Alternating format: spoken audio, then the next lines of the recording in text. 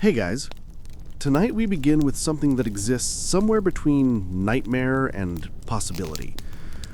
What would really happen if we weren't alone in the universe? And if first contact went terribly wrong? We're diving into an alien invasion, not the Hollywood version with heroic speeches and last-minute victories, but the real version.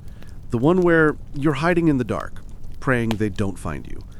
The one where humanity isn't the apex predator anymore. So, before you settle in, take a moment to like the video and subscribe, but only if you genuinely enjoy what I do here. And let me know in the comments where you're tuning in from and what you think about life beyond Earth. It's always fascinating to hear your thoughts. Now, dim the lights, maybe turn on that soft background hum, and let's ease into tonight's journey together into a world where the sky itself becomes the enemy. The night the sky changed. Congratulations, you've just woken up to sirens. Not the familiar wail of ambulances, but something different. Something that makes your stomach drop before your brain even processes what's happening. It's 3:47 a.m., and every emergency system in the city is screaming at once. You grab your phone and it's flooded. Absolutely flooded. Emergency alerts stacking on top of each other faster than you can read them. Seek shelter immediately. Unidentified aircraft. National emergency declared. This is not a drill. Your hands are shaking as you stumble to the window. You're on the 8th floor. Good view of downtown. Usually it's lit up, even at this hour. But tonight, something's wrong. The sky is wrong. There's lights, but not city lights. These lights are massive. Geometric. Hovering impossibly in the air above the tallest buildings. Craft. That's the only word your brain can find that dwarf skyscrapers, that make passenger jets look like insects. They're silent, or nearly silent. Just a low hum that you feel in your chest more than hear with your ears. Your rational mind is screaming explanations. Military exercise, elaborate hoax, mass hallucination. But even as you think these thoughts, you know they're lies. Those craft aren't human-made. They couldn't be. The technology, the scale, the way they just hang there, defying everything you know about physics. This is first contact, and it's not the friendly version. Your phone rings. It's your sister. Her voice is high with panic. Are you seeing this? What's happening? The news are saying... The call drops. Dead. No signal. You try to call back. Nothing. The cell networks are overwhelmed or down, or something worse. You turn on your TV. Every channel showing the same thing. Shaky footage of the craft. News anchors struggling to maintain composure. Experts offering increasingly desperate theories. Then, as you watch, the broadcasts start cutting to static. Channel after channel going dark. Something is taking down communications. Systematically, efficiently. Like someone turning off lights in a house room by room. The last channel before everything goes dark shows footage from multiple cities. New York, London, Tokyo, Sydney. Hundreds of them. Maybe thousands. Hovering over every major population center on Earth. This isn't a localized event. This is global. This is planned. This is an invasion. Your apartment lights flicker and die. Not just your lights. Looking at the window, you see the entire city going dark in sections, like someone is flipping switches on a massive power grid. Within minutes, the city that never sleeps is plunged into darkness, broken only by car headlights and the eerie glow from the alien craft. You hear screaming from other apartments, car alarms wailing, distant sounds that might be explosions. The normal sounds of a city at night, traffic, air conditioning, the electric hum of modern life, are replaced by something that sounds like the end of the world. You need to think, to plan, to do something. But what? The government said shelter in place, but is your apartment actually safe? Should you run? Where would you even go? You make quick decisions based on instinct. Fill your bathtub with water before the pressure fails. Gather food from your kitchen, anything that doesn't need refrigeration or cooking. Find a flashlight, batteries, first aid kit. Put on sturdy clothes and shoes, in case you need to run.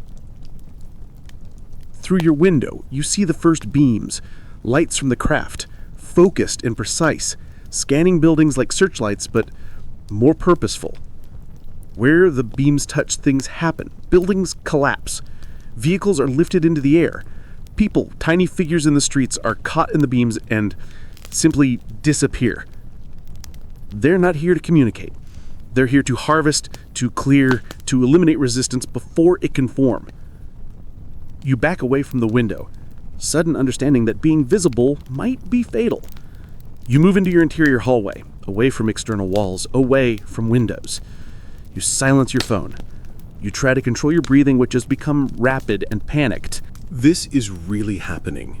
Aliens, actual extraterrestrial life, have arrived on Earth, and they're hostile.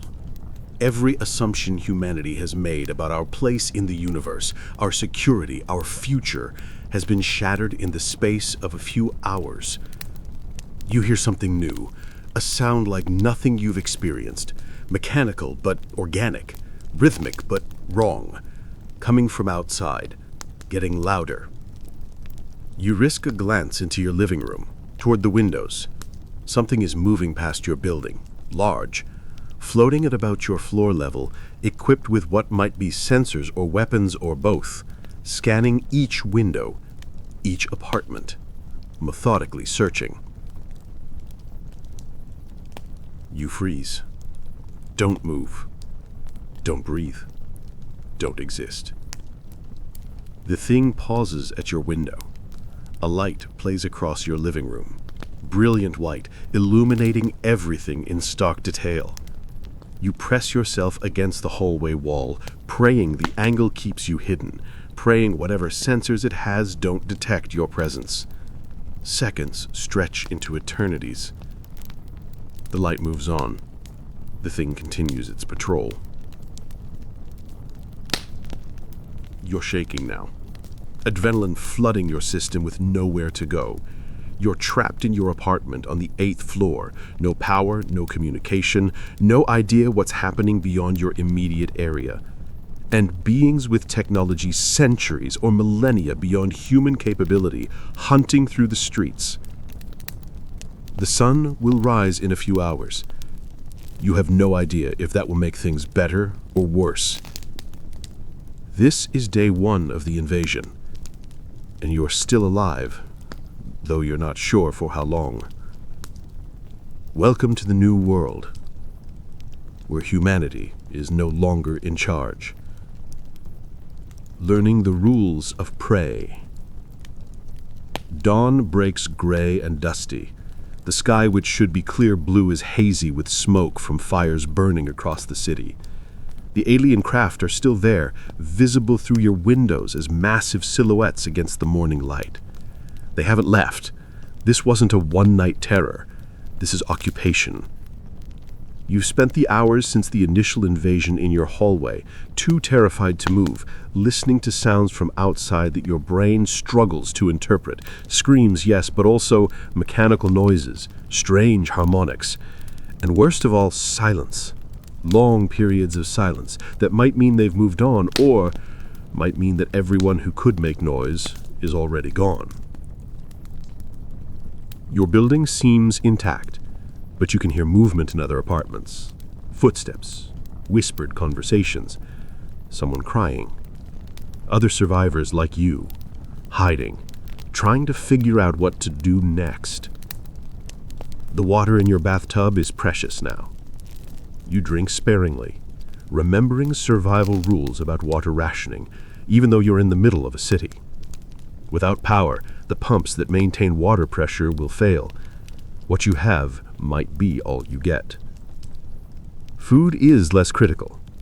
You can survive weeks without food, but only days without water. Still, you inventory your supplies. Canned soup, beans, vegetables, tuna, crackers, peanut butter, cereal that will be terrible without milk. Maybe enough for 2 weeks, if you're careful. Less if you're not. Your phone battery is at 67%. No signal, no Wi-Fi, no connection to the outside world. But the phone has other uses. Flashlight, camera, voice recorder. You put it in airplane mode to conserve battery. Keep it as a resource rather than a useless communication device. Around mid-morning, you hear a sound that makes your heart leap. A helicopter. Military. Rescue. You move carefully to your window to look. It's human-made. You can tell immediately. The sound is familiar, the design recognizable. An attack helicopter, probably military, firing missiles at one of the alien craft. The missiles hit, creating explosions that light up the morning light. For a moment, you feel hope. We're fighting back. Our military is engaging. Maybe we can win. Then, the alien craft responds. A beam, similar to the scanning lights from last night, but more focused, more intense.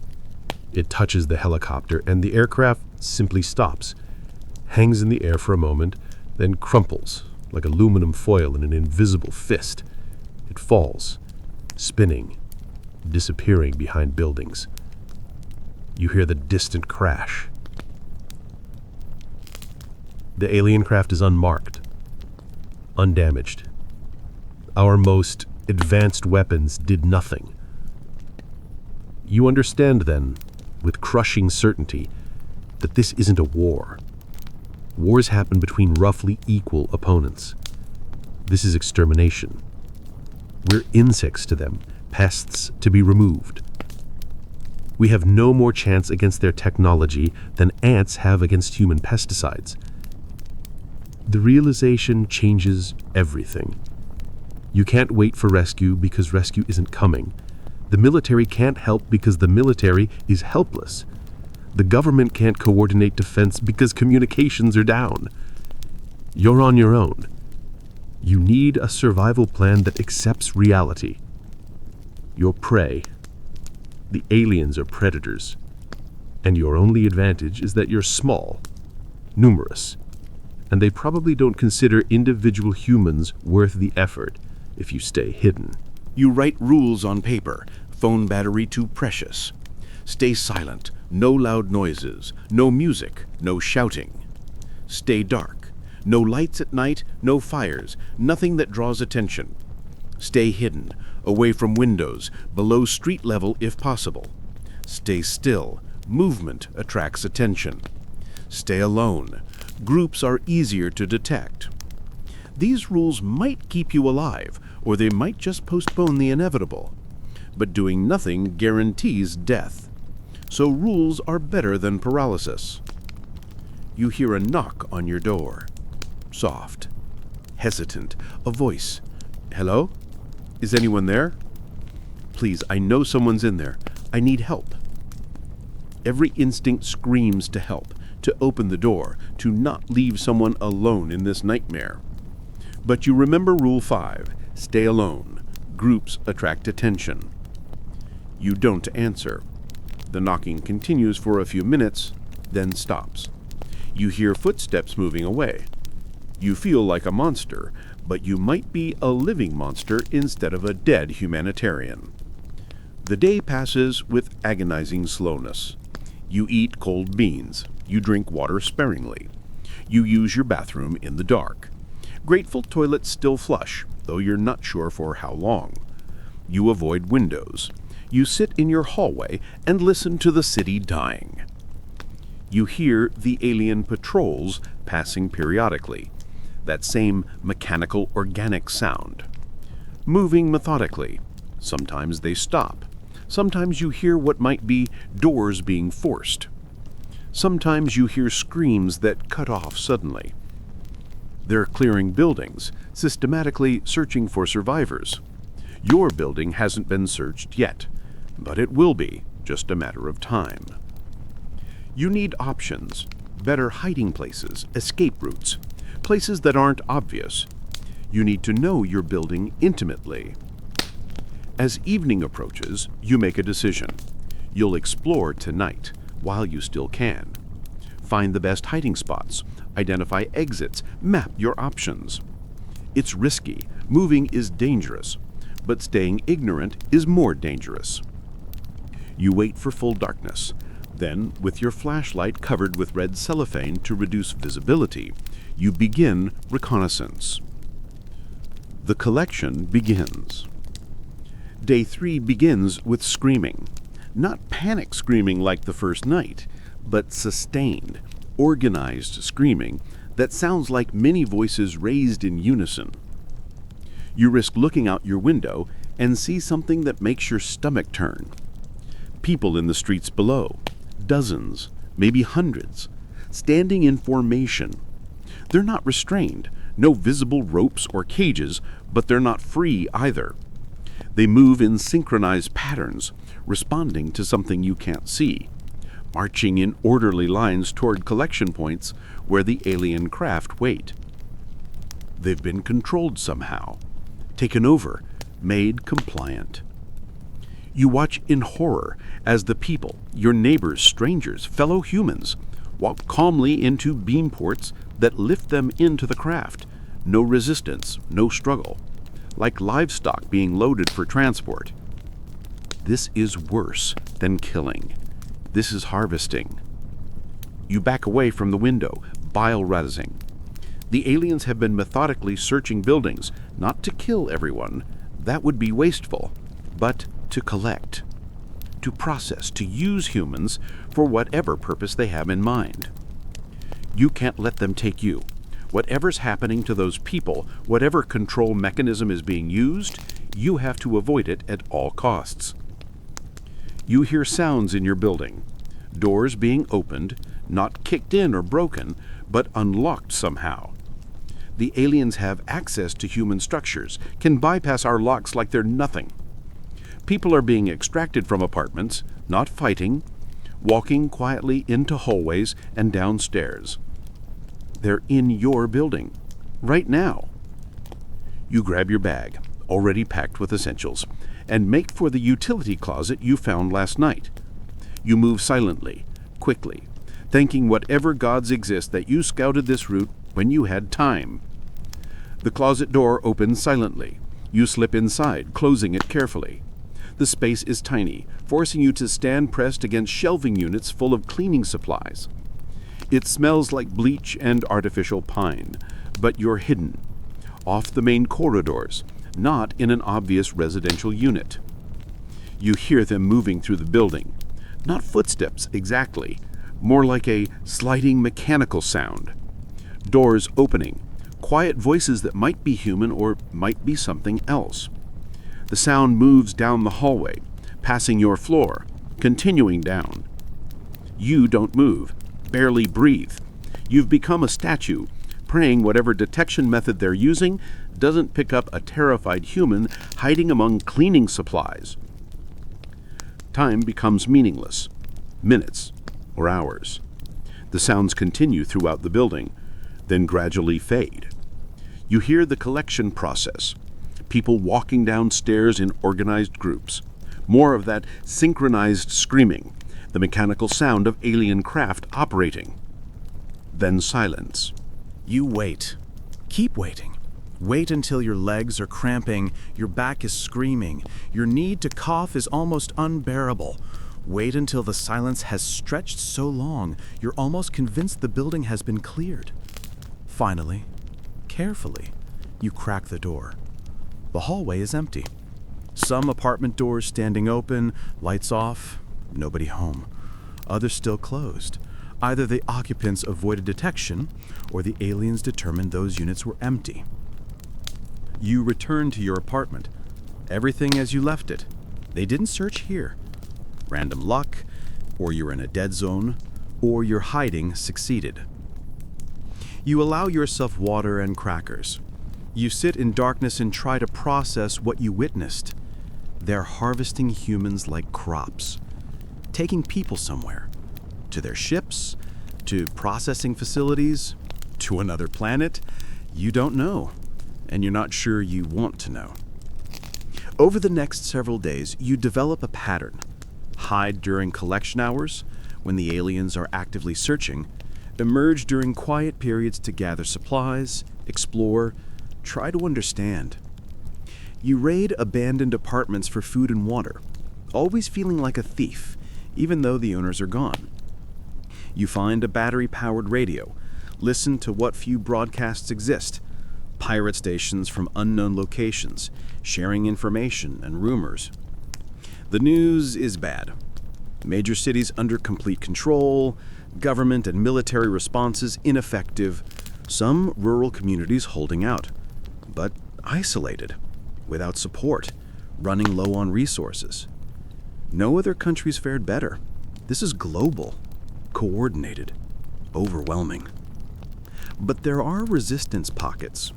People who avoided collection, who are hiding like you, who are trying to understand the aliens and find weaknesses. The broadcasts share intelligence. The aliens don't seem interested in complete depopulation. They're selective. Children seem lower priority than adults. Some people appear immune to the control mechanism, though no one understands why. They can be avoided if you stay hidden, stay quiet, stay small. They have weaknesses. They rely on technology. Take that away, and they're vulnerable. Or so the theory goes. They seem to prefer efficiency over thoroughness. They'll search an area once, maybe twice, but not endlessly. They're systematic, which means predictable. You also learn about the ships, called harvesters. They're mobile processing facilities taking collected humans and doing something.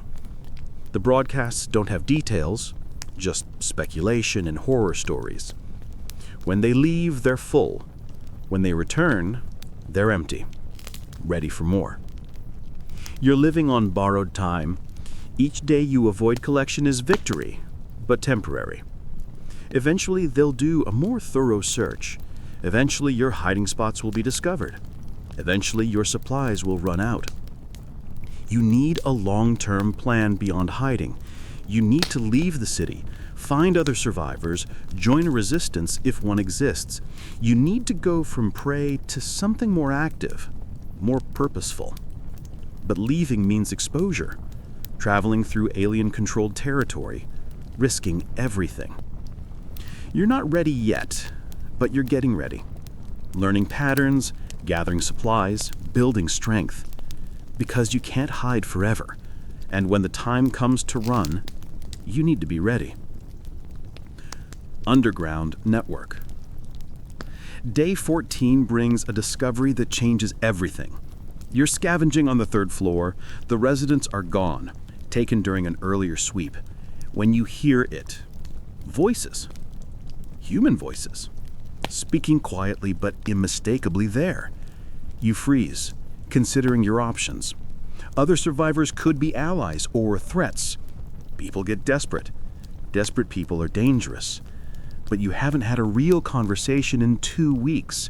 The isolation is eroding your sanity. You risk it. Hello? You call softly. I'm human.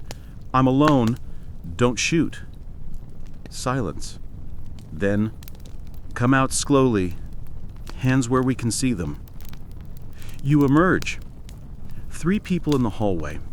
2 men and a woman, all looking as haggard and frightened as you probably do. Armed with improvised weapons. Baseball bat, kitchen knife, length of pipe. Not much against alien technology, but enough to be dangerous to another human.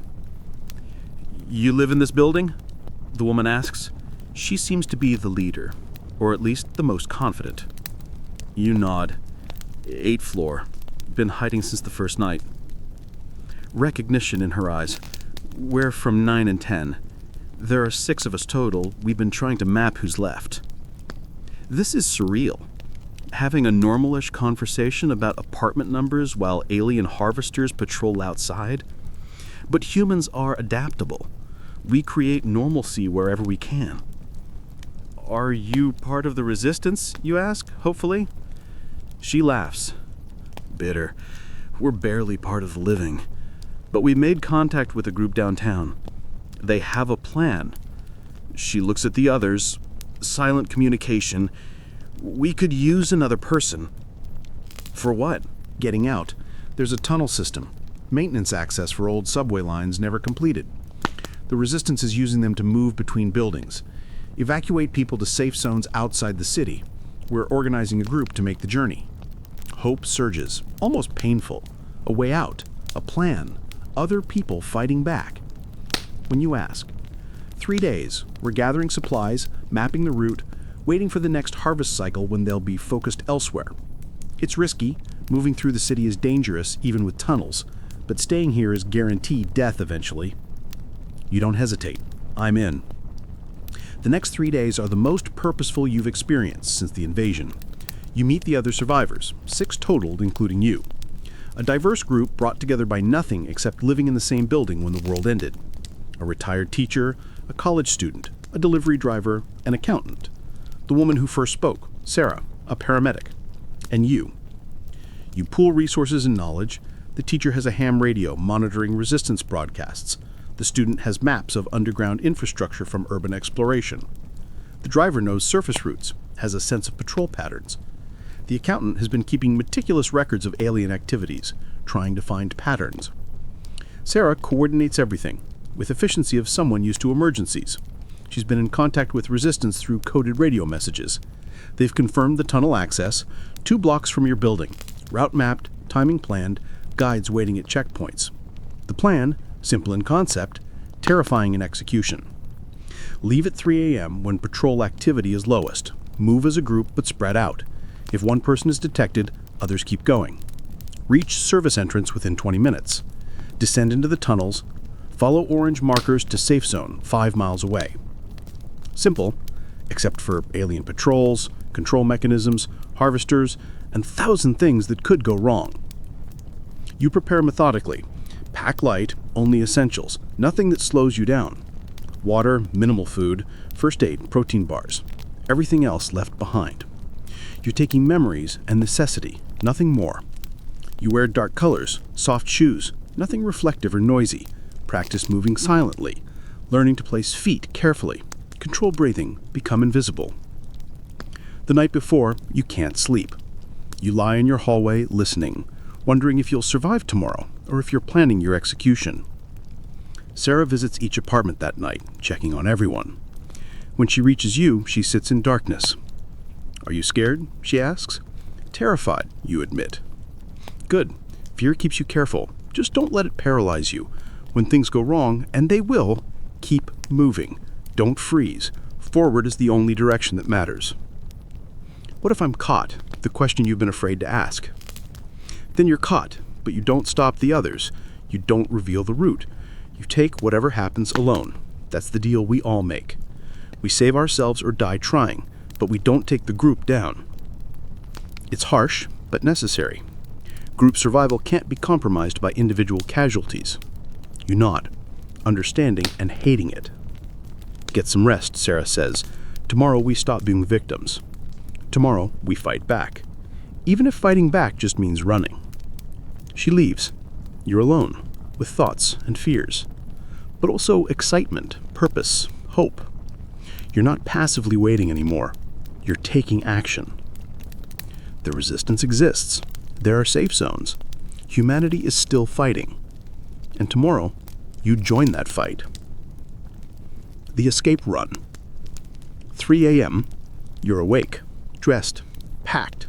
So are the others. You hear quiet movement throughout the building. 6 people preparing to risk everything. Sarah's voice through the hallway, barely above a whisper. 5 minutes, meet at 3rd floor stairwell. Final check. Water bottle full, flashlight accessible, first aid kit, protein bars, everything else left behind. You're taking memories and necessity, nothing more. You leave your apartment. The door closes, soft click. You don't look back. The group assembles in the stairwell. 6 faces, all showing the same mixture of fear and determination. Sarah does last-minute review. We move fast but quiet, spread out, 10 feet between each person. If one person is detected, everyone else keeps going. No heroes, no exceptions. Questions? Silence. Everyone understands. Everyone has accepted that survival may mean leaving others behind. Route is mapped, 2 blocks east, staying in alley shadows. Service entrance behind old Chinese restaurant. Metal door, should be unlocked down into tunnels. Follow orange markers. Checkpoint Alpha 1 in 1 mile. Guides meet us, everyone clear. Nods all around. Then let's go. And good luck. We're gonna need it. The door opens onto a street transformed. Buildings dark and empty. Abandoned vehicles creating obstacles and cover. Air smells wrong. Metallic. Ionized, like aftermath of lightning. And above it all, the harvesters. Their presence felt, even when not visible. Your group moves out. Sarah leads, then the teacher, the student, you, the delivery driver, accountant bringing up rear. 10 feet between each person, moving quietly through shadows, using vehicles and debris as cover. First block is almost easy. No patrols visible, no sounds except omnipresent hum. You're starting to think this might work. Then you hear it, that mechanical, organic sound. Patrol nearby. Sarah signals halt. Everyone freezes behind cover. You're crouched beside overturned van, heart hammering, certain it will give you away. The patrol glides past, maybe 30 feet away, closest you've been while exposed. You can see details. Roughly oval, size of a car, floating 3 feet off ground. No visible propulsion, covered in what might be sensors. Smooth surface, almost organic, patterns that shift in dim light. It passes without detecting. Sarah signals continue. Second block is where everything goes wrong. Halfway across, lights suddenly bloom above. Harvesters activating search beams, sweeping streets in grid patterns. Not targeted at your group, just unlucky. Random search pattern activated while you're moving. Run, Sarah hisses. Formation breaks. Everyone sprints for cover. You dive behind concrete planter, search beam passes overhead.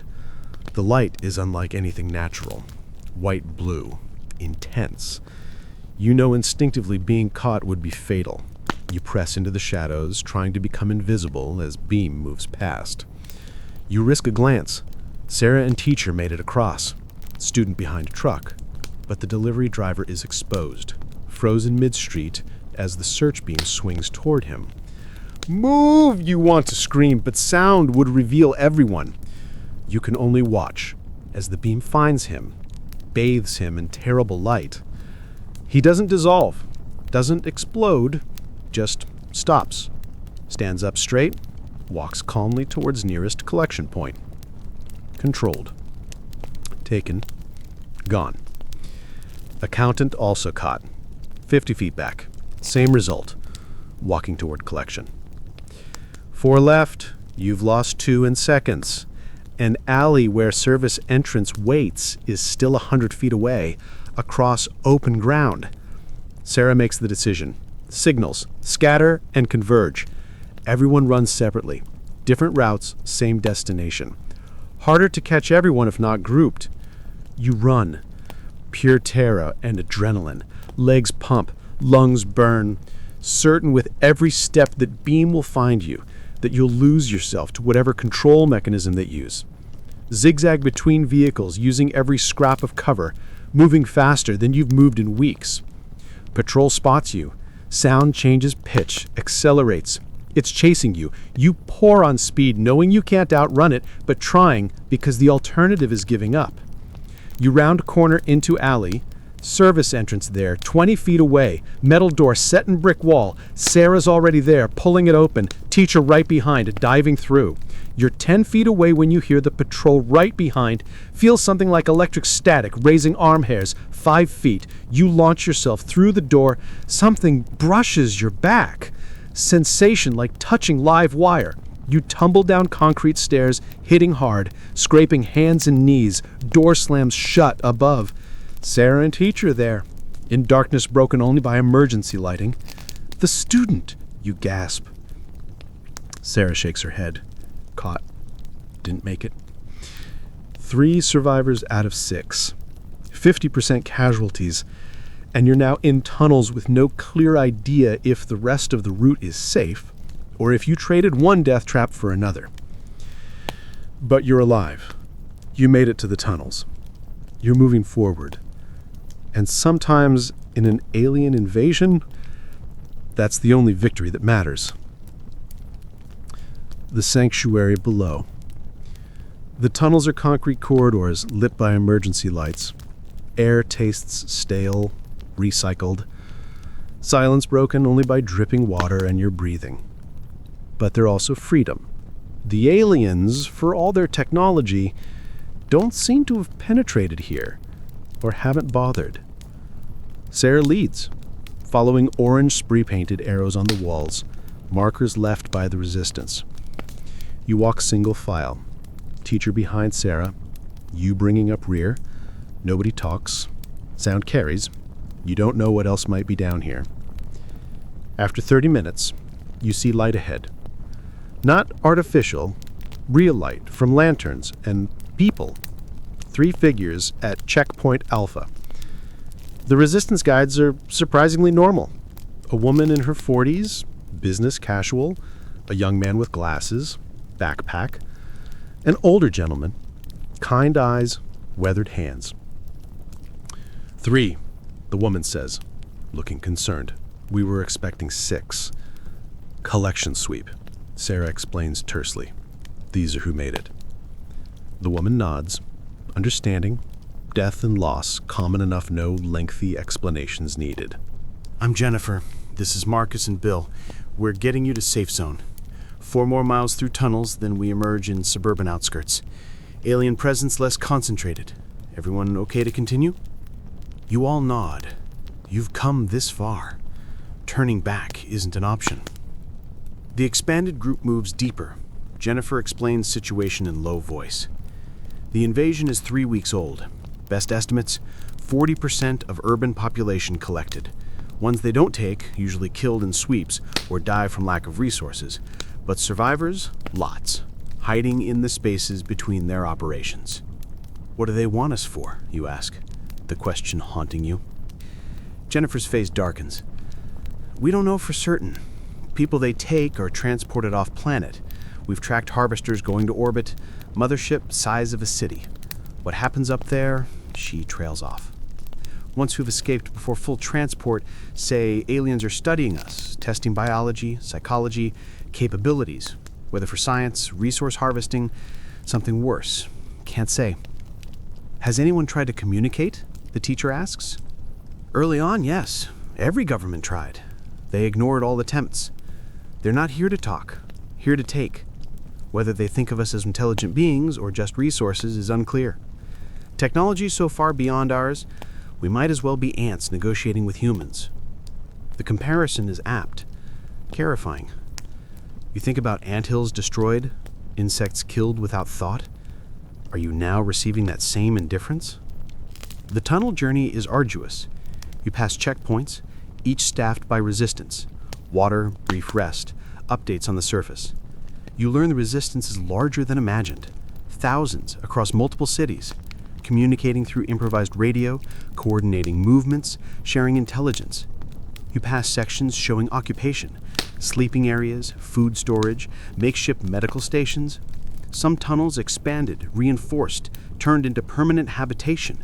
Human capacity to adapt, to create community, even in the worst circumstances, on full display. Around 2 a.m., tunnels open into a larger space. Old subway station, never completed, turned into a refugee camp. Maybe 200 people, living in emergency lighting, creating small spaces of normalcy with salvaged furniture.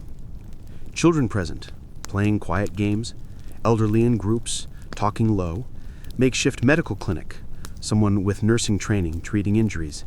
It's civilization in miniature, humanity refusing to give up. This is Sanctuary 7, Jennifer explains, one of several refuge points. You can rest a few hours before continuing to safe zone. You're given water, real food, canned stew heated on propane stove, space to sit. Most comfortable you'd been in weeks. Surrounded by people, eating warm food, feeling almost safe. Sarah finds you. We made it, she says simply. Not everyone, but we made it. You nod. thinking about the three who didn't. Their sacrifice, unwilling though it was, allowed you to reach this. You owe them memory. What happens now, you ask? We rest a few hours, then continue to safe zone. Outside the city, rural areas, aliens haven't established the same control. Farms, water, defensible positions, resistance building something, not just survival. Actual resistance, fighting back in ways that might matter. Can we fight them? Really?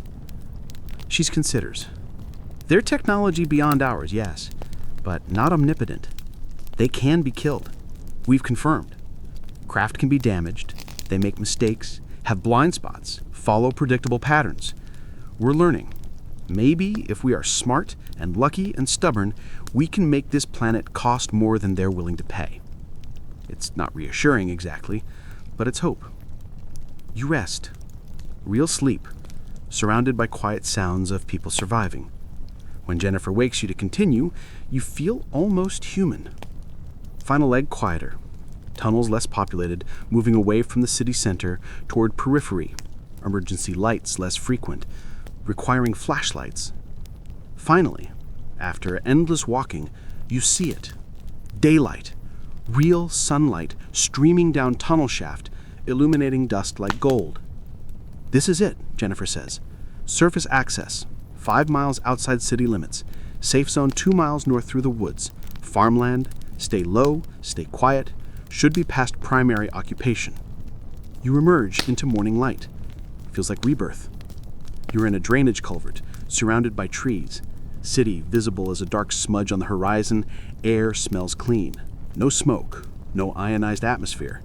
Just normal Earth air. For a moment, you just stand, feeling sunshine, breathing air, seeing sky not dominated by craft. You made it out. You're alive. You've reached resistance.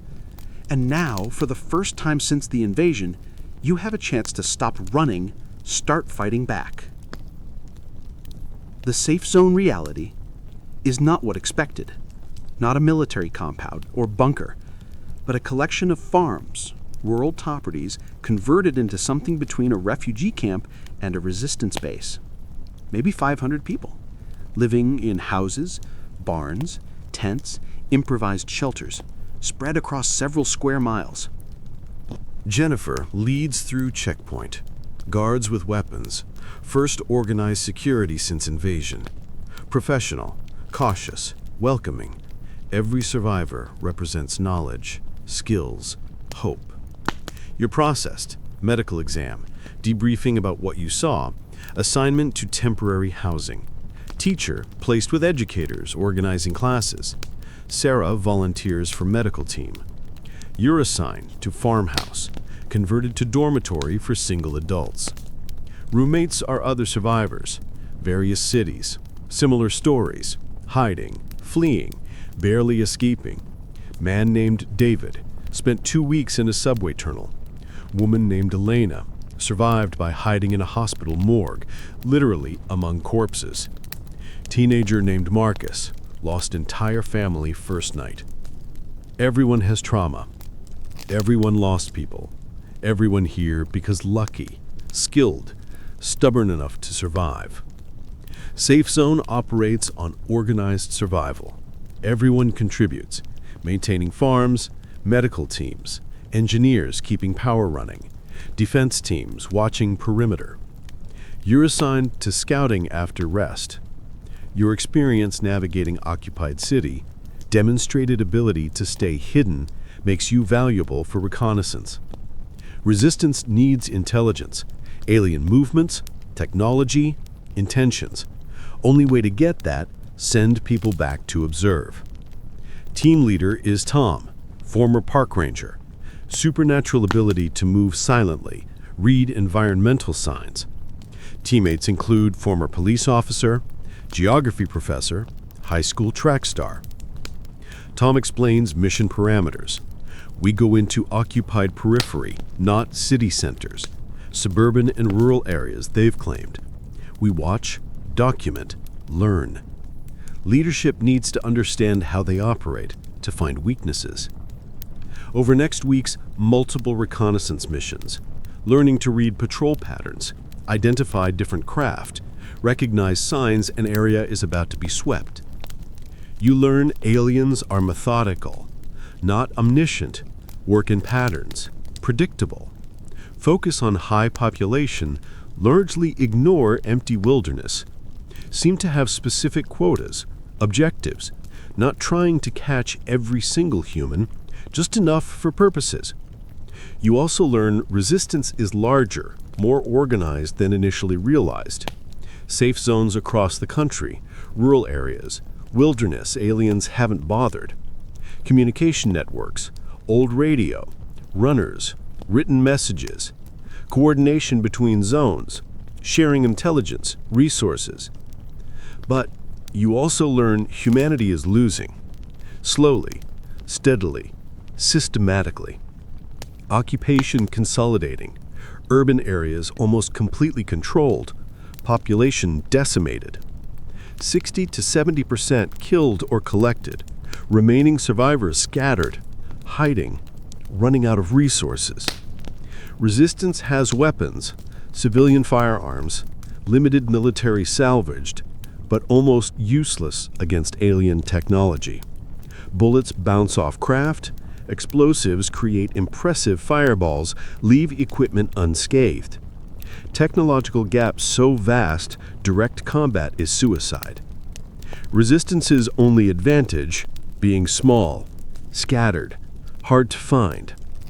Aliens could hunt down every human if they devoted resources, but don't seem interested.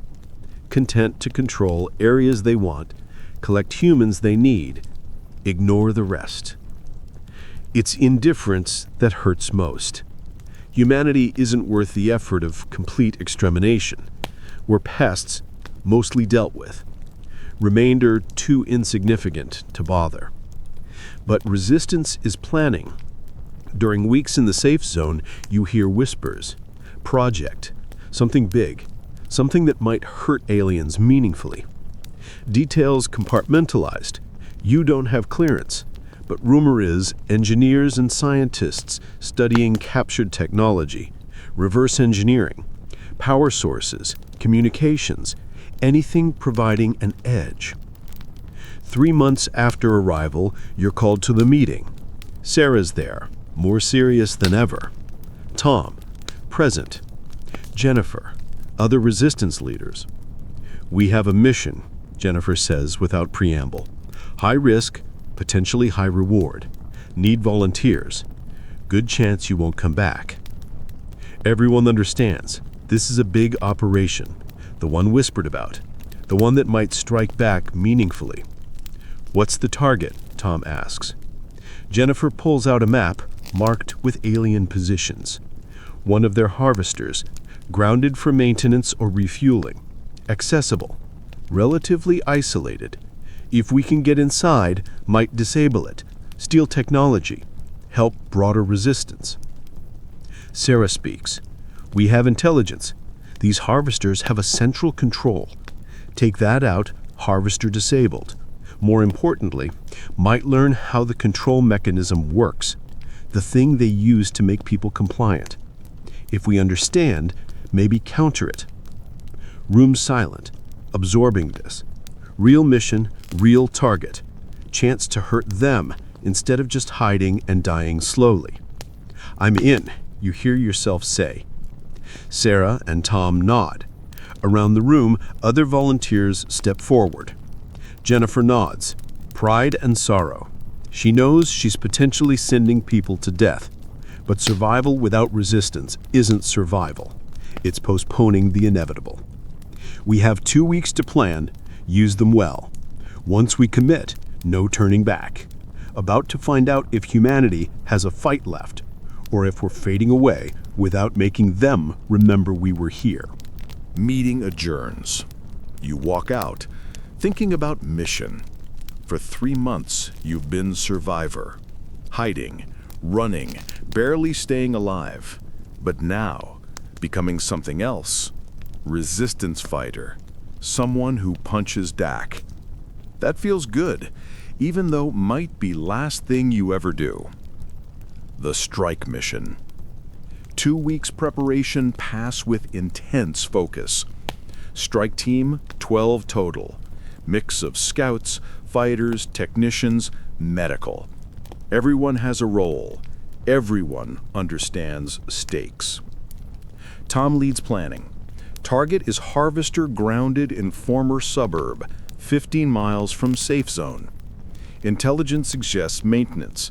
Alien crew moving in and out, unusual activity. No collection operations from that vessel past week.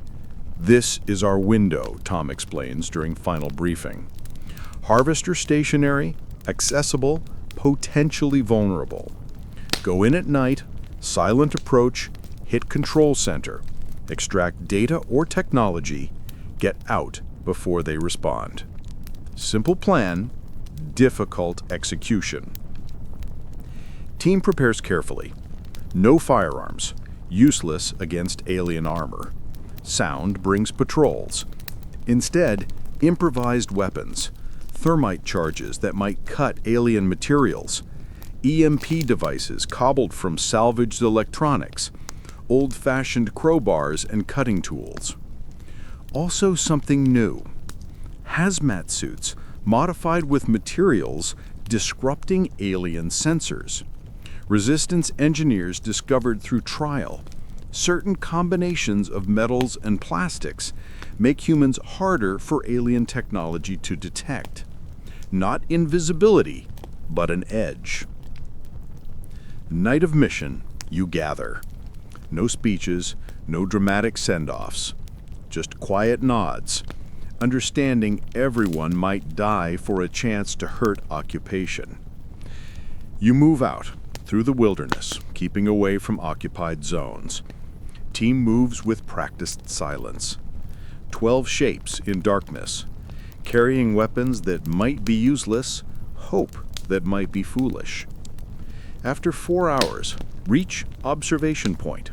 Harvester visible in the distance, massive shape against night sky. Grounded in shopping center parking lot, surrounded by alien equipment. Crew members, at least 24, moving with strange grace, halfway between mechanical and organic.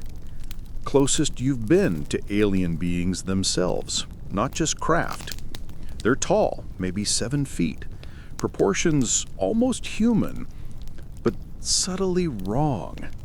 Can't see details in darkness, can't tell if suits or actual biology, but clearly intelligent, operating with purpose.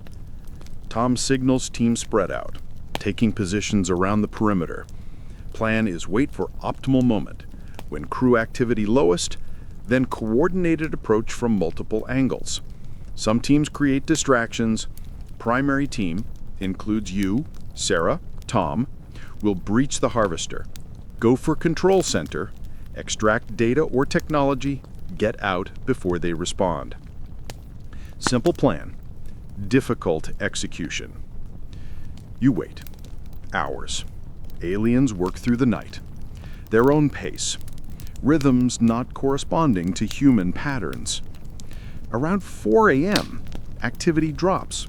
Minimal levels. This is the window. Tom gives the signal. Operation begins. 2 distraction teams move, create noisemakers.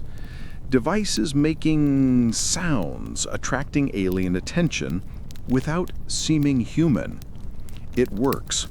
Several crew members investigate, leaving the entrance less defended. Your team moves fast and low, crossing open ground, wearing sensor-disrupting suits, hoping they work, praying you won't be detected. You reach the ramp. Entrance is open. They're not expecting attack. Why would they? Humans have been no threat since invasion. You slip inside what looks like cargo bay. Massive and alien. Equipment you can't identify. Architecture that doesn't follow human logic. Lighting from nowhere and everywhere. Then you see them. Not human, not alien crew, something in between. They're in cylindrical containers, filled with fluid, suspended, unconscious. Humans who've been collected. Dozens visible, maybe hundreds or thousands deeper. Kept alive, but not awake. Stored like specimens or cargo. Sarah makes a choked sound. This is what happens to collected humans. This is fate you've been running from. Preservation, study, storage. Used for purposes you can't imagine. Focus, Tom whispers urgently. Can't help them now. Mission first. You tear your eyes away. Continue deeper. Control center ahead. You can see alien crew at stations, like organic outgrowths of ship. No keyboards or screens, just surfaces responding to touch. Almost telepathic. Team fans out. Thermite charges ready. Plan is plant them on critical systems, detonate remotely once clear. Hope it does enough damage. You're placing a charge when everything goes wrong. Alarm, not sound exactly, but sensation. Pressure change. Something making bones vibrate. Aliens know you're here. Crew members turn. Too fast, too coordinated. One raises something that might be a weapon. Tom shouts, "Execute now!" Blow charges. Chaos erupts. Thermite detonates with brilliant white light, cutting through alien materials like paper. Sparks, smoke, sound like tearing metal. Systems failing, lights flickering, the whole harvester shuddering. But aliens responding, more pour into control center. One team member, Marcus, geography professor, hit by something, makes him seize and fall. Another police officer, grabbed by alien crew.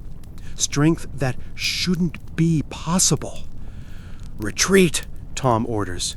Fighting withdrawal.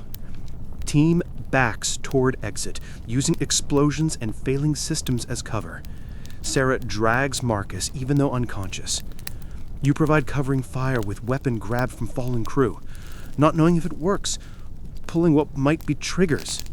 You make it to cargo bay, entrance ahead. Freedom 50 feet away. That's when you see it. More humans in containers, but these different. They're awake, watching with eyes showing consciousness, but not comprehension. Modified somehow, changed, no longer quite human. No time to process. Aliens right behind. Team scrambles down the ramp into parking lot, running for the tree line. Behind you, harvester clearly damaged. Smoke, sparks, strange sounds that might be alarms. You've heard it.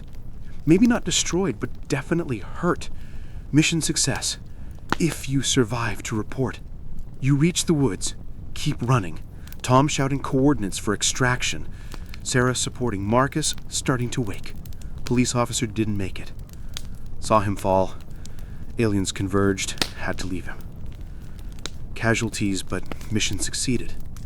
Damaged harvester, proved they can be hurt, provided intelligence about collected humans, gave resistance victory, however small, however costly.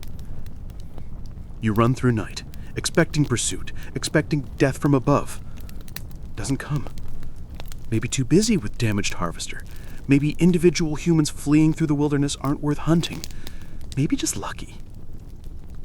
Dawn breaks. You reach extraction point. Resistance members waiting with vehicles. You pile in. Exhausted. Traumatized. Alive. Vehicles speed towards safe zone. In vehicle, Sarah treating Marcus's injuries. Tom radio at mission results. You sit in silence, processing what you saw. Containers full of humans. Modified ones, awake but wrong. Realization of what aliens are really doing. Not just killing, but studying, changing, using, for purposes making simple extermination seem merciful. You survived. You survived mission. But what you learned might be worse than dying in ignorance. Still, you hurt them. Proved resistance possible. Gave humanity something desperately needed, proof we're not completely helpless. It's not much. It's something. And in an alien invasion, something is better than nothing. The knowledge that changes everything. Strike Team returns to hero's welcome, though victory feels hollow, missing 2 members. The Resistance leadership debriefs extensively, every detail. Harvester interior, alien crew, control systems damaged, most importantly, humans in storage. Intelligence you provide changes everything. Resistance scientists and engineers pore over descriptions, understanding technology, purposes, implications. Within days, analysis produces disturbing conclusions, shared at General Assembly. All safe zone residents gather. Jennifer stands before a crowd. Grave. We now know what aliens are doing with collected humans. Based on Strike Team observations and analysis, we believe they're not just harvesting, they're studying our biology, psychology, adaptability. Some captured humans kept live in suspended animation, preserved specimens. Others being modified, changed at fundamental level, for purposes we don't yet understand. Crowd murmurs, horror and confusion. Jennifer continues, we also know they can be hurt. Thermite charge its damaged control systems. Harvester is still grounded, still disabled. 3 days later, confirmed through surveillance. We can fight them. Question is how? Over the following weeks, Resistance organizes. Successful strike provides a template. Other safe zones are contacted through radio, sharing intelligence, coordinating strategies. Small strikes across the country. Not enough to defeat the occupation, but enough to prove humanity isn't finished. You continue scouting, but also pulled into planning. Your experience inside the Harvester makes you valuable, understanding alien operations. You work with engineers, trying to reverse engineer the weapon you grabbed. Doesn't work anymore, but studying construction provides insights. Months pass. Occupation continues, but resistance grows. More survivors evacuated, more strikes executed. Casualties are heavy. Resistance loses people constantly, but progress is being made. You learn modifications being done to captured humans have a purpose. Creating human-alien hybrids. Beings combining human adaptability with alien control. Resistance doesn't know why. Workers, soldiers, translators, but clear aliens see value in humanity beyond extermination. This creates an ethical dilemma. Some modified humans escape or are rescued. They look human, but think differently, communicate with alien systems, possess abilities normal humans don't. Are they still humans? Are they enemies? Victims? Something else? Sarah takes leading role helping modified humans, arguing they're victims deserving compassion and medical care. Others want them isolated or killed, viewing as alien infiltrators. Resistance fractures over issue, groups forming with different philosophies. You find yourself mediating, using experience from Strike, explaining what you saw, trying to keep the resistance from destroying itself from within, while aliens continue occupation outside.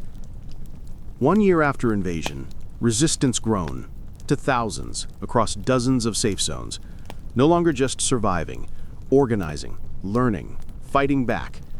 Aliens still control most of the planet, still collect humans, still possess overwhelming technological advantages. But humanity's adapting, learning, refusing to go quietly. You've become leader, not through seeking power, but through demonstrating competence, surviving when others didn't. You coordinate strikes, train scouts, share intelligence. You've lost friends, witnessed horrors, made impossible choices haunting dreams, but also seen humanity at best. People sacrificing for strangers, sharing scarce resources, maintaining hope when hope seems irrational. Occupation stripped away comfortable illusions, revealing both capacity for selfishness and potential for extraordinary kindness. Sarah finds you one evening, reviewing maps. Remember when we thought hiding in apartments might save us? She asks. You nod. Feels like lifetime ago. Though only months. You were different people then. Softer. Less capable. Not yet forged by constant pressure. We've come far, she continues. Not far enough, but far. And I think we might actually have a chance not to win. Maybe not even survive long term, but to make them remember us. Make sure whatever happens, humanity doesn't disappear without fight. It's not a rousing speech for movies, but it's real. Real is what matters. Resistance continues. Occupation continues. War for Earth continues. Even if war where one side has overwhelming advantages, other has only desperation and stubbornness. But you're still here, still fighting, still human. And some days, that's enough. 2 years later. 2 years after the invasion, you stand on a hill overlooking what used to be your city. Skyline changed.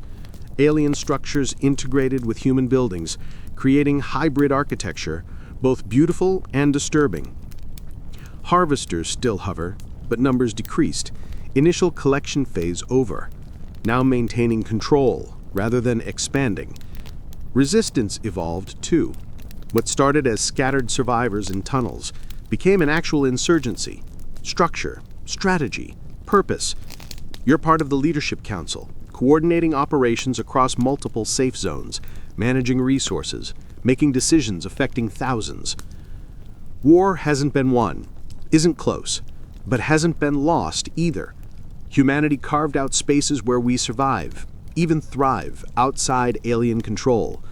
Learned to strike infrastructure, rescue captured humans, exist in the margins they don't fully secure.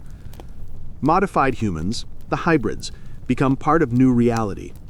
Some reject modifications, trying to live as human despite changes. Others embrace what they've become, serving as bridges between understanding. Few even became valuable resistance assets, modified abilities allowing interface with alien technology normal humans can't. You think about the person you were, first night, waking to sirens, lights in the sky. That person unprepared, terrified, barely capable. 2 years constant struggle transformed you.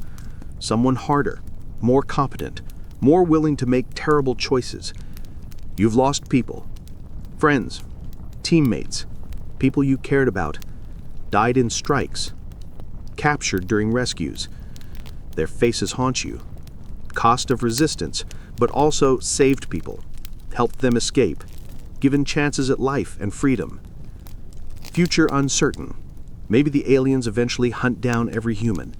Maybe their purposes fulfilled, they'll leave Earth like used resources.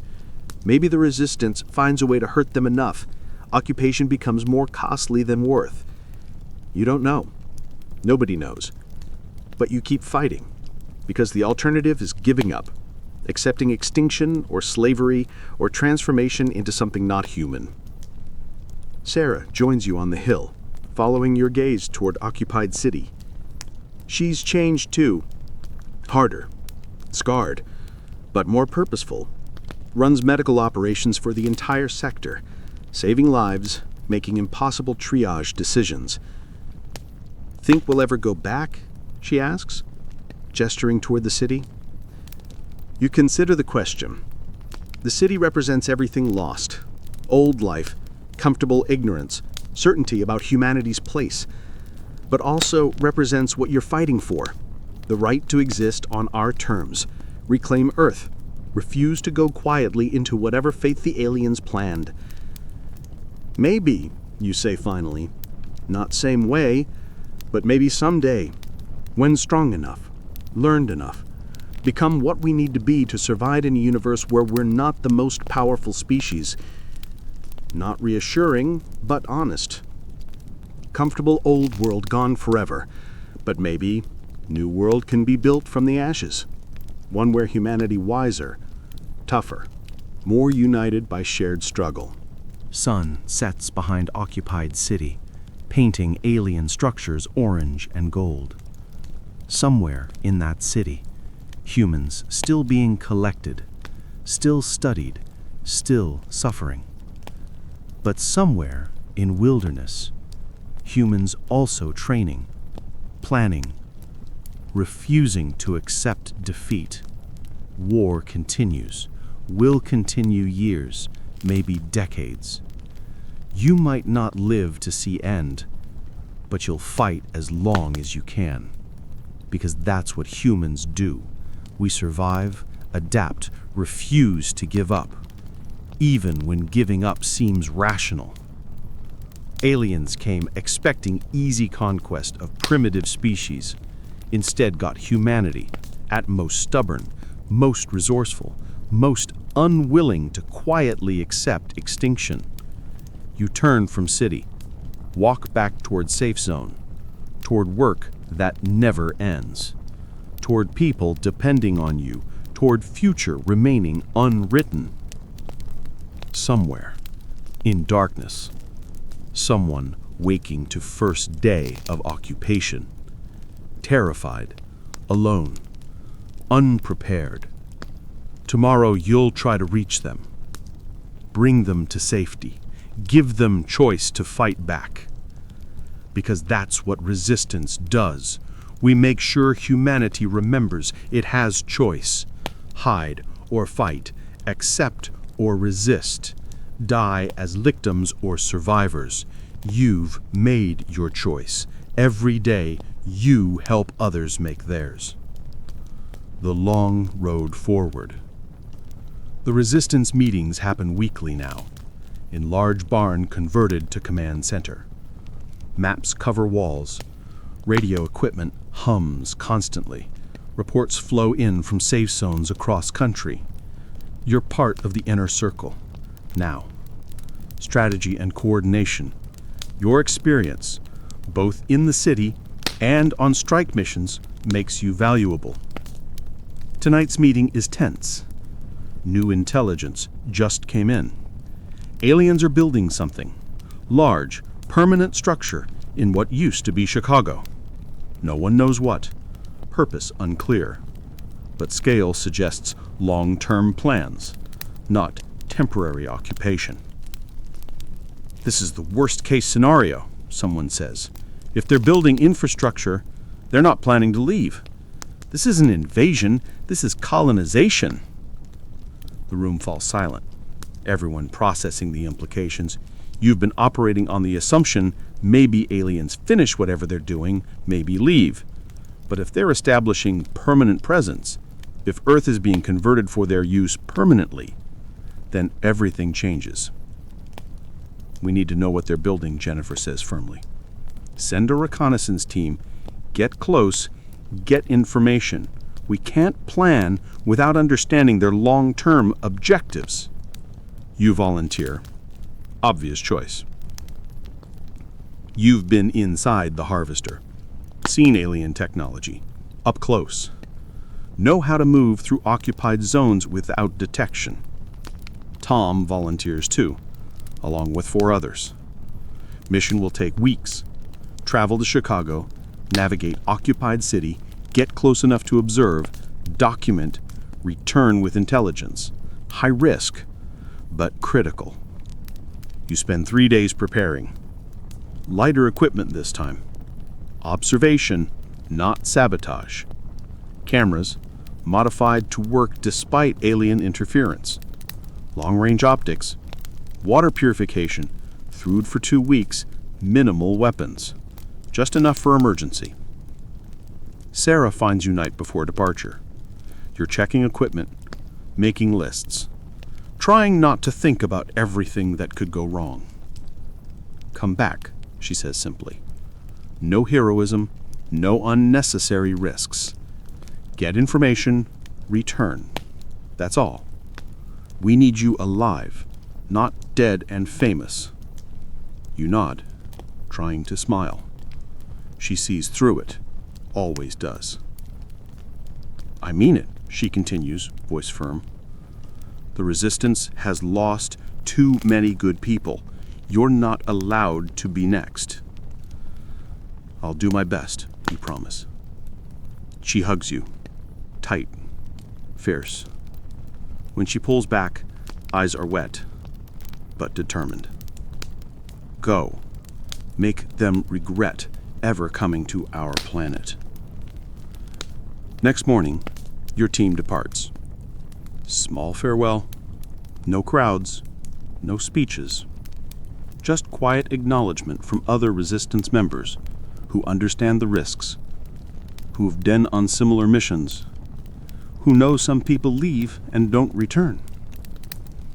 Journey to Chicago takes 10 days, moving through the wilderness, avoiding occupied zones, traveling mostly at night, using resistance safe houses along the route, a network of hidden waypoints, supplies, shelter, information, each one maintained by local survivors, part of a larger web connecting the resistance. You see evidence of occupation everywhere. Abandoned towns, destroyed infrastructure, harvester flight paths, entire regions depopulated. In some areas, nature already reclaiming what humans built. Forests growing through broken highways, vines covering empty buildings. But you also see resistance, signs of people still fighting, coded markers on trees, messages for other survivors, carefully hidden supply caches, evidence that humans refuse to simply vanish, even in occupied territory. We persist. Chicago appears on the horizon, different than you remember. Skyline still recognizable, but changed. Alien structure rises from the city center, massive, beyond anything humans built. Geometric patterns that hurt eyes to look at directly. Material that seems to shift colors, towers reaching towards sky like nothing from Earth. Your team establishes an observation post, an abandoned office building 2 miles from the structure, high enough for good sidelines, far enough to hopefully avoid detection. Through optics, you study structure. Over days, patterns emerge, constant activity, alien craft coming and going, both harvesters and other types never seen before, larger, designed for construction or transport. But most disturbing, human activity. You see modified humans working on structure, thousands of them, moving with coordinated precision, building alien architecture on Earth. Humanity repurposed, transformed into workforce for our conquerors. Tom documents everything: sketches, measurements, photographs when safe, notes on patterns. You catalog what you observe. Alien crew different types, some clearly supervisory, others worker drones. Modified humans, integration into alien systems. Evidence structure has multiple purposes. By end of second week, pattern becomes clear. This isn't just building, this is transformation. They're not converting Earth to their use, they're converting humans into something else. Modified humans aren't victims or prisoners, they're products. End goal: process of collection, study, modification. Create human-alien workforce, adaptable, resilient, able to survive in Earth conditions, but controllable, loyal to aliens. This is their long-term plan, not extermination, not simple resource extraction, but transformation. Turn humanity into tools.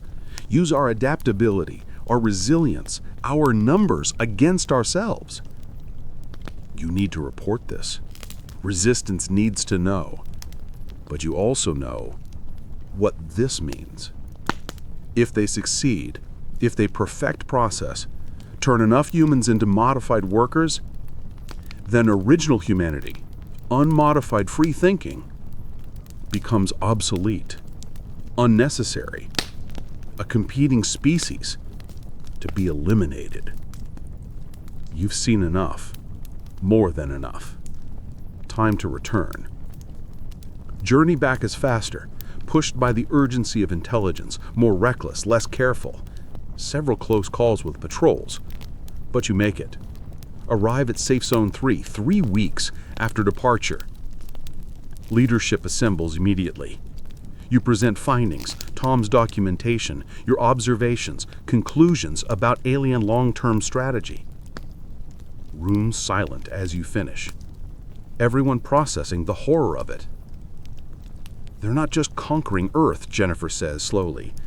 They're converting it into a hybrid world where modified humans serve alien purposes and original humanity has no place. Unless we stop them, you add. Unless we find a way to disrupt their plans, their technology, their control systems. If we can break their hold on modified humans, if we can sabotage their construction, if we can make occupation cost more than it's worth, then maybe we have a chance. Big ifs, someone mutters. You nod. Yes, big ifs, but only ifs we have. Sarah speaks up from the back. We need to focus on what we can do, what we know. We know they can be damaged. We've proved that. We know their technology has vulnerabilities. We've exploited them. We know modified humans can be reached. Some have escaped. Some remember being human. Maybe we can reach others. Discussion continues into the night. Plans forming, desperate, yes, but not hopeless. Resistance has been reactive. Hiding, surviving, running, now need to be proactive. Strike at their infrastructure, their processing facilities, their construction, not just to survive, but to prevent them from succeeding. You're exhausted from journey, but also energized. Purpose. You came back not just with intelligence, but with a mission. 2 years you've been fighting to survive, now fighting for something bigger, to prevent humanity from being transformed out of existence. To ensure if aliens win, they win against humans who fought back, not humans who quietly accepted fate. Meeting adjourns. You walk out into the night. Sky above still shows their presence. Craft moving. Lights that aren't stars. Evidence of occupation. But you also see evidence of resistance. Campfires in the distance, people talking, training, planning, refusing to give up. You've traveled far. From terrified person hiding in an apartment, to resistance fighter, to intelligence gatherer, to leader helping coordinate a war. You don't know if you'll win, don't know if humanity survives, but you know you'll fight. Because fighting is a choice, and choice is freedom, and freedom is what makes us human. Sarah leads medical team testing theory, working with modified humans who escaped far from harvesters. Weeks pass. Some show improvement, recovery of memory, personality, sense of self. Not complete, not perfect, but proof. Concept works. Hope spreads through the resistance. If we can block control signals, if we can shield survivors, if we can get to modified humans before process is permanent, then we can save them. But also, terrifying realization. How many people collected, brought to harvesters, exposed to control, are still human, inside, still conscious, still aware, but unable to control their own bodies, prisoners in their own minds. You think about workers you saw in Chicago, thousands building alien structure. Are they aware? Are they screaming inside, unable to stop their bodies from serving conquerors? The ethical implications are staggering. Every modified human, potentially savable. Everyone still human, just controlled. Every strike against them, not killing enemies, but enslaved humans. Resistance leadership debates for days. How do we fight when enemy forces are our own people? When defeating them means killing humans who could potentially be freed? Jennifer makes final call. We fight to free them, not kill them.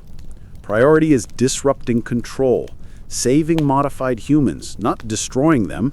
They're victims. We don't abandon victims. New strategy emerges. Target harvesters' control systems. Not to destroy, but to disrupt. Free modified humans. Allow them to escape. Bring them to safe zones beyond range.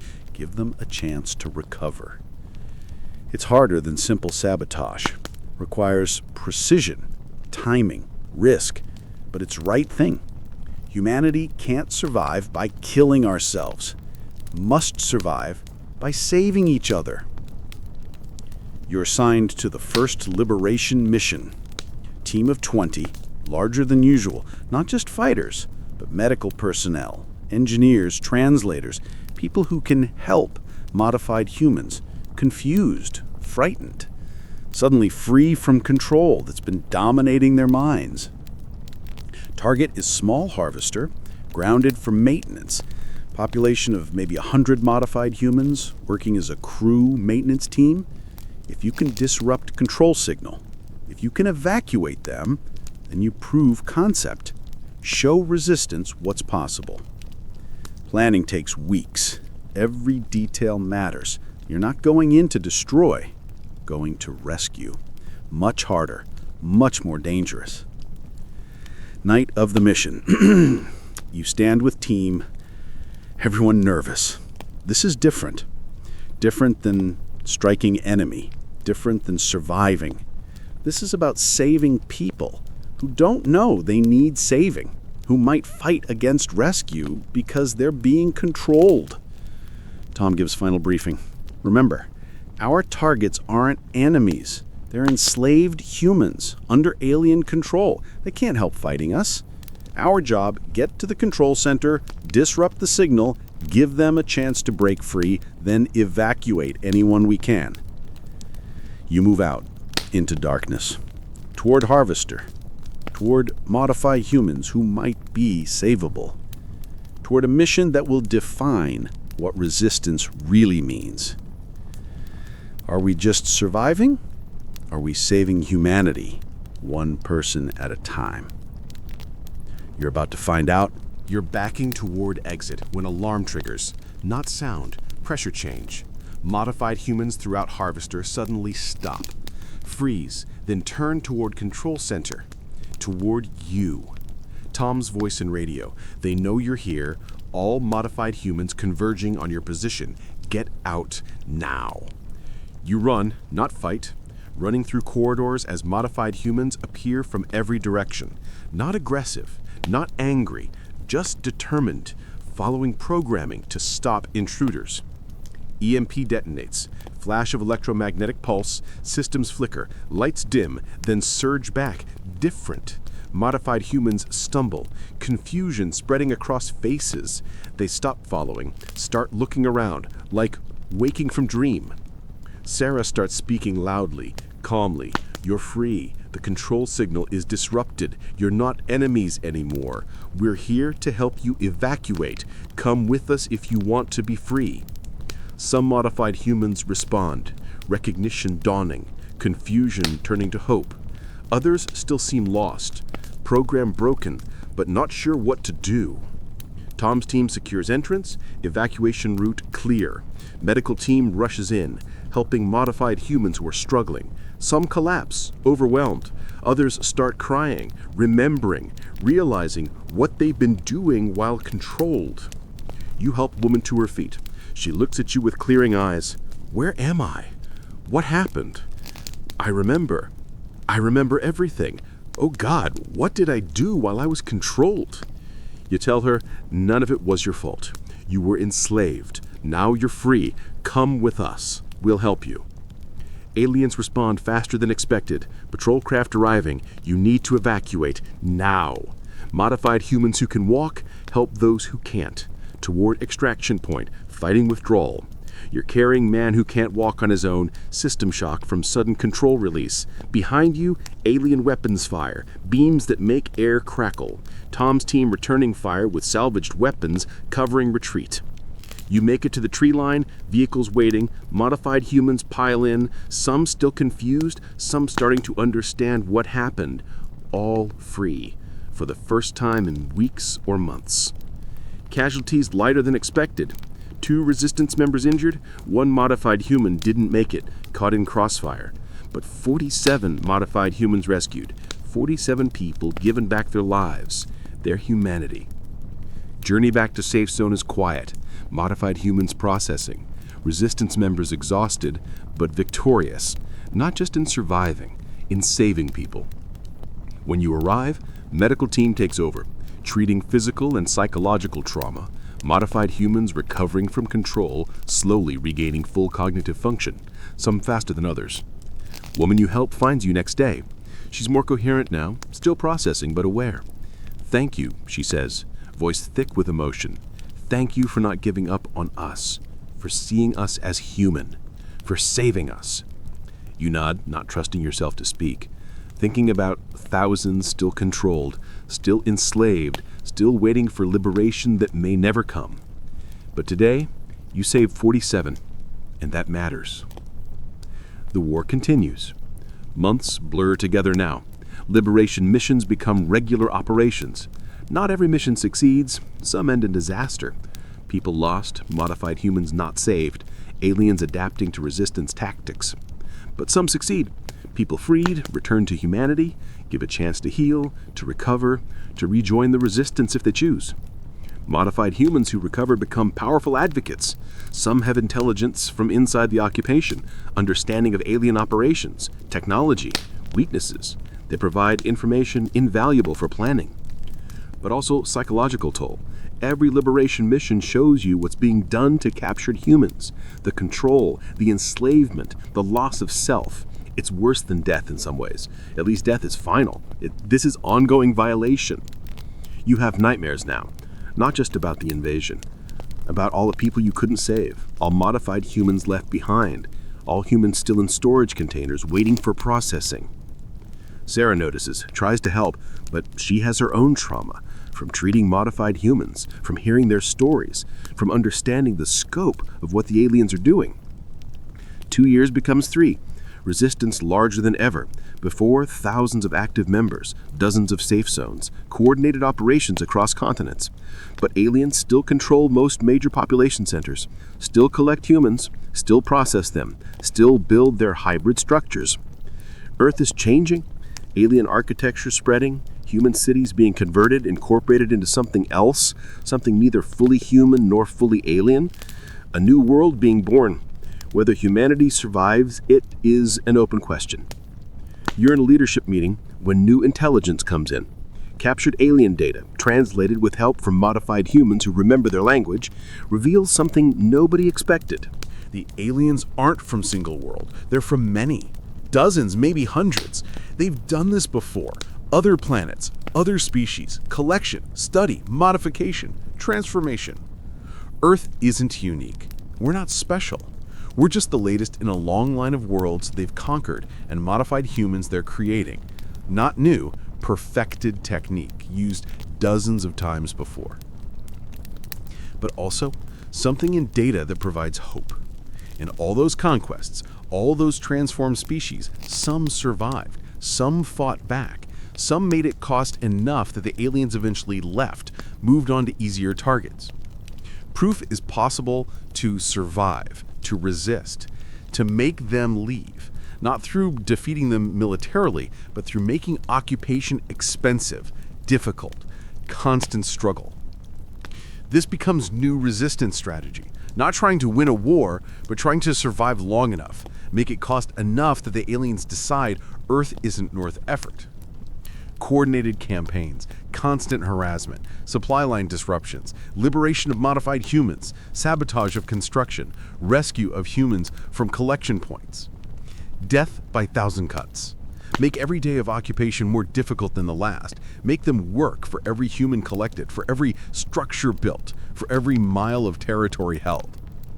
You're no longer hiding, no longer just surviving, now actively fighting, making them pay for every day they stay on our planet. And slowly, gradually, reports suggest it's working. Alien operations becoming more defensive, less expansive, some areas being abandoned, collection quotas not being met, construction behind schedule. maybe, just maybe, they're reconsidering whether Earth is worth the cost. The final truth. 5 years after the invasion, you stand on the same hill, same view of the occupied city, but everything's different. Skyline still shows alien structures, but fewer harvesters hover. Some have left, gone to orbit or other worlds, alien presence declining. Not defeated, but reducing. Alien intelligence confirms it. Aliens are consolidating, focusing on core territories, abandoning the periphery. Earth resistance has made occupation too costly, too difficult, too much effort for what they're getting. It's not victory, not complete, but it's survival, and survival counts. Modified humans recovered number in thousands now, living in safe zones. Some rejoined families, some joined the resistance, all testament to what can be saved, what can be reclaimed. You think about the person you were that first night, terrified, unprepared, hiding in the dark. That person didn't survive, not really. Died during those weeks of hiding, replaced by someone harder, stronger, more capable, but also more human in ways. Understanding community, sacrifice, what people can endure together, what they can't endure alone. Sarah finds you on the hill. She's aged these years, visible in lines around eyes, gray in hair, but also strength, purpose. We did it, she says quietly. Not won, but survived. Made them understand humans don't go quietly. You nod, thinking about the cost. Thousands dead, millions collected, cities destroyed, lives transformed. But also, millions still free. Humanity still existing, still fighting, still refusing to give up. Was it worth it? You ask. Not really expecting an answer. Sarah considers a long time. Finally speaks. I don't know if worth it is the right question. We didn't choose this. They came, they invaded, they tried to erase us. Only question was how we respond. Die quietly or fight back, even if fighting meant suffering more.